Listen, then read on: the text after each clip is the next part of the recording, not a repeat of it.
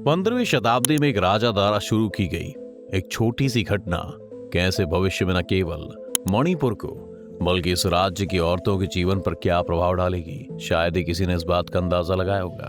और यही मणिपुर महिलाएं कैसे आने वाले समय में मणिपुर की आर्थिक स्थिति को लेकर मणिपुर में होने वाले हर सिविलियन आंदोलन में हिस्सेदारी दिखाएंगी, बताएंगे आपको आज के इस वीडियो के माध्यम से।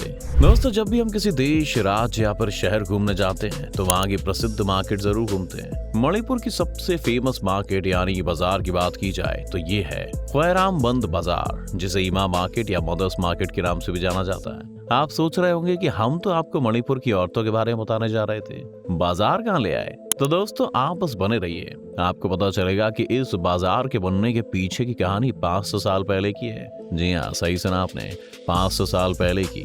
उससे पहले जरा इस बाजार की कुछ खासियत जान लीजिए। एशिया में महिलाओं द्वारा चलाया जाने वाला ये सबसे बड़ा बाजार है। यहाँ लगभग 5000 से 6000 से ज्यादा महिला दुकानदार हैं जो तरह तरह की चीजें बाजार के जरिए बेचती हैं। इसके संचालन से लेकर सारा काम महिलाओं के जिम्मे ही है। महिलाओं के द्वारा चुना गया यूनियन ही तय समय तक इसके एडमिनिस्ट्रेटिव कामों को संभालता है। हालांकि एक बार ये बाजार नॉर्थ ईस्ट इलाके में आए भूकंप में क्षतिग्रस्त हो चुका है, लेकिन मरम्मत के बाद अब यहाँ फिर बहुत चहल पहल रहती है। अगर कारोबार की बात करें तो यहाँ रोज लाखों का कारोबार होता है। हैरानी की बात यह है कि इस मार्केट में आपको एक भी मेल सेलर नहीं दिखाई देगा, और ऐसा किसी दिखावे या फिर सिर्फ सुर्खियां बटोरने के लिए नहीं होता, बल्कि एक तरह की औरतों द्वारा रिप्रेजेंटेशन या लीडरशिप को दिखाता है। मणिपुर में जहां देखेंगे वहां आपको औरतों का रिप्रेजेंटेशन मर्दों के मुकाबले ज्यादा ही मिलेगा। अब बात चाहे ब्यूरोक्रेसी, लॉ या फिर मैनेजमेंट की हो, हर जगह ही मणिपुर की औरतों का दबदबा रहा है। इतना ही नहीं, इस राज्य में जितनी महिलाएं रोजगार के कामों में, वो पूरे भारत में काम करने वाली महिलाओं के एवरेज से ज्यादा है। और इसी तरह की पार्टिसिपेशन आप पूरे मणिपुर की महिलाओं में देख सकते हैं। बात चाहे मणिपुर के अधिकारों के रखने की हो या फिर मणिपुर को आर्थिक रूप से मजबूती देने की हो, इस राज्य की महिलाओं ने हमेशा ही हर फील्ड में बढ़ चढ़कर हिस्सा लिया है और इस बात को साबित किया है कि वो किसी न किसी मायने में मणिपुर को बाकी किसी भी राज्य से पीछे नहीं रहने देंगी।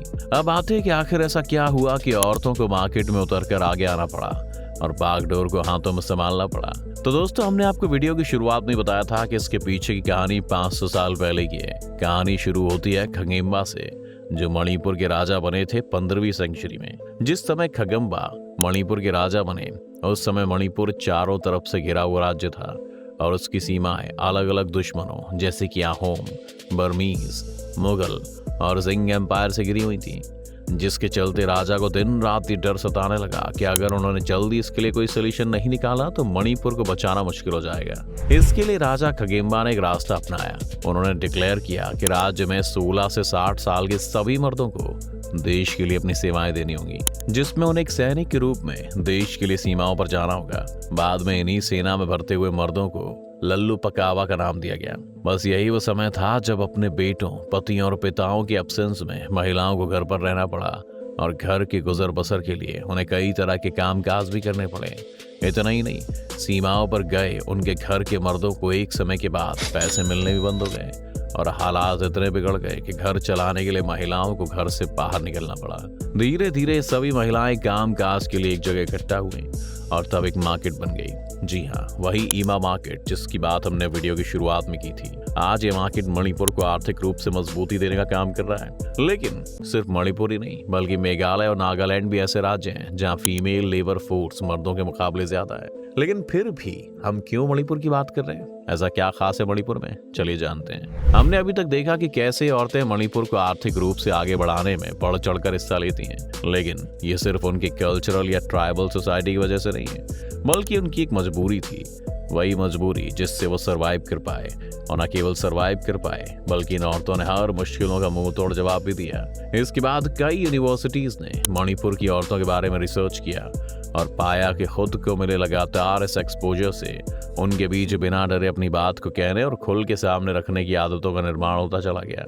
और इतना ही नहीं, किसी भी तरह की मुश्किलें सामने आती थी तो वो सबसे आगे आकर लीड करने के लिए खड़ी हो जाती थी और हर तरह की इश्यूज को खुद से संभालने लगी।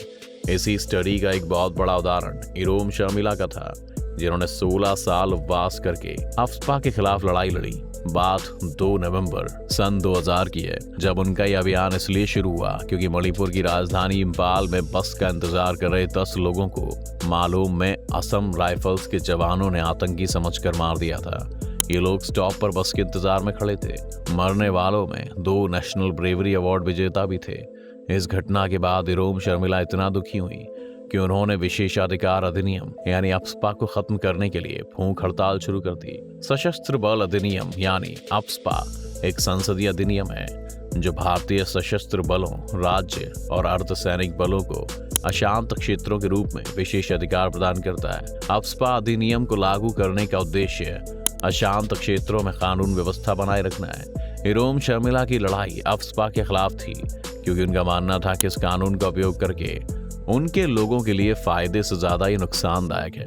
Letter 90th and early 20th century में अंग्रेजों के बढ़ते दबाव अत्याचारों के खिलाफ औरतों के समूह बनने लगे और ये समूह विद्रोह करने लगे। इसे ही नूपी लेन मतलब विमेन वॉर के नाम से भी जाना जाने लगा। अंग्रेजों ने फोर्स लेबर नामक कानून पास करवाया, जिसके बाद वो वही कहानी दोहराने लगे जो एक समय राजा खगिम्बा ने लिखी थी, लेकिन इस बार इन्हीं औरतों ने मिलकर अंग्रेजों का विरोध किया। दरअसल अंग्रेज मणिपुर में उगने वाले चावल को बाहर निर्यात कर दिया करते थे। अंग्रेजों ने मेनलैंड इंडिया से मारवाड़ियों को बुलाया ताकि वो इस चावल की खेती का व्यापार कर सके, लेकिन इससे सिर्फ मारवाड़ियों और अंग्रेजों को ही फायदा हो रहा था। मणिपुर अभी भी घाटे में ही था। न केवल उसको नुकसान हो रहा था बल्कि उन पर बोझ भी बढ़ता जा रहा था। इतनी मेहनत के बाद भी उनके पास खाने तक के लिए चावल नहीं बच रहा था, जिस वजह से एक बार फिर औरतों ने खुद को संगठित किया और अंग्रेजों के खिलाफ मोर्चा खोला। हुआ कुछ यूं कि 1939 में मौसम की खराबी और चावल के घटते उत्पादन के चलते वहां की महिलाओं ने ब्रिटिश सरकार के ऑफिसर्स और किंग पैलेसेस को घेर कर एक के बाद एक कई आंदोलन चलाए। मणिपुर की औरतों ने अंग्रेजों और मारवाड़ियों के बीच मीडिएटर्स बनकर चावल का व्यापार करने वालों को भी समझाया और उनके इन विद्रोहों और प्रयासों का असर ये हुआ कि 2 दिन बाद राइस एक्सपोर्ट्स को बंद कर दिया गया। इसके बाद एक बार फिर ये आंदोलन तब हुआ जब मणिपुर राज्य दरबार द्वारा एक नई आर्थिक नीति को पेश किया गया था, जिसमें स्थानीय व्यापारियों पर भारी कर लगाया गया था, जिसमें स्थानीय बाजारों में सामान बेचने वाली महिलाएं भी शामिल थीं। नीति को अनुचित और शोषणकारी देखा गया और महिलाओं को लगा कि अधिकारियों द्वारा उनकी आवाजें नहीं सुनी जा रही हैं। इसके जवाब में मणिपुरी महिलाओं के समूह ने खुद को संगठित किया और करों को हटाने और उनकी आवाज सुनने की मांग करते हुए विरोध प्रदर्शन, रैलियां और धरना देना शुरू किया। आंदोलन जल्दी पूरे मणिपुर में फैल गया। राज्य के विभिन्न हिस्सों से महिलाएं विरोध प्रदर्शन में शामिल हुई। एक बार फिर आंदोलन सफल रहा। मणिपुर राज्य दरबार ने करों को वापस लेने और महिलाओं की कुछ अन्य शिकायतों को दूर करने पर सहमति दिखा दी। नूपी लेन आंदोलन को मणिपुर में मणिपुरी महिलाओं की ताकत के प्रतीक के रूप व्यापक रूप से मनाया जाता है। इसका रिजल्ट ये निकला कि मणिपुर की औरतों में इतना सब इतने सालों से झेलने के कारण लीडरशिप की क्वालिटी पैदा हो गई, जिससे बात सामने निकल कर आई कि मणिपुरी औरतों में दब कर रहने और कुछ भी गलत सहने वाली मेंटालिटी खत्म हो गई है। दूसरा ये कि न केवल मणिपुर बल्कि उस समय ब्रिटिशर्स, किंग और अदर इंडियन स्टेट्स इस बात से पूरी तरह जागरूक हो गए कि मणिपुर की औरतें ही राज्य की खासियत बन चुकी हैं और इसी का नतीजा है कि सिविल रेजिस्टेंस में मणिपुर की औरतें हमेशा लीड करती हैं। और आपकी भी इसमें कोई दो राय नहीं रह गई होगी कि क्यों हमने उन्हें मणिपुर की आर्थिक स्थिति का बैकबोन कहा। लेकिन जैसा कि हम सब जानते हैं कि एक सिक्के के 2 पहलू होते हैं। मणिपुर की महिलाओं ने भले ही आर्थिक दिशा में तरक्की पाई, लेकिन जब बात पॉलिटिकल रिप्रेजेंटेशन की आती है तो वो इसमें काफी पीछे रह गई। ऐसा इसलिए हुआ क्योंकि पिछले कई दशकों में उनका ध्यान इस तरफ गया ही नहीं। और जैसा कि हम सब जानते हैं इंडियन पॉलिटिकल सिस्टम के बारे में कि वहाँ सीट के लिए फंड और इलेक्शन के समय पैसे खर्च करना पड़ते हैं, जो कि इन औरतों के पास है ही नहीं। इसका एक सबसे बड़ा एग्जाम्पल खुद इरोम शर्मिला है, जो अप्सपा के खिलाफ लड़ी, लेकिन जब वो इस इलेक्शन में खड़ी हुई तो उन्हें मात्र 90 वोट ही मिले। ये सब बातें और तथ्य मणिपुरी औरतों पर उनके पॉलिटिकल रिप्रेजेंटेशन को लेकर सवाल खड़े करती हैं। अगर आप गौर से देखें तो पाएंगे कि जितना रोल उनका मार्केट और आंदोलनों में रहा है, उतना रोल उनका सरकार या संसद में नहीं है। और 60 में से केवल 5 सीट्स पर ही मणिपुर की औरतें रिप्रेजेंटेशन दे रही हैं। लेकिन हम उम्मीद करते हैं कि जिस तरह मणिपुर की महिलाओं ने समाज में अपने हक के लिए हर लड़ाई लड़ी और मणिपुर को आर्थिक मजबूती दी, उसी तरह वो आने वाले वक्त में अपनी पॉलिटिकल रिप्रेजेंटेशन को बढ़ाएंगी और हर पहलू पर अपनी एक ना मिटने वाली छाप छोड़ेंगी, ताकि उनसे प्रभावित होने वाली नारियों के लिए वो एक प्रेरणा का स्रोत बने। उम्मीद करते हैं आपको ये वीडियो जरूर पसंद आई होगी। वीडियो को लाइक और शेयर करना ना भूलें और हाँ, सब्सक्राइब करके बेल आइकॉन को दबा लें ताकि चैनल की नोटिफिकेशन आपको मिलती रहे।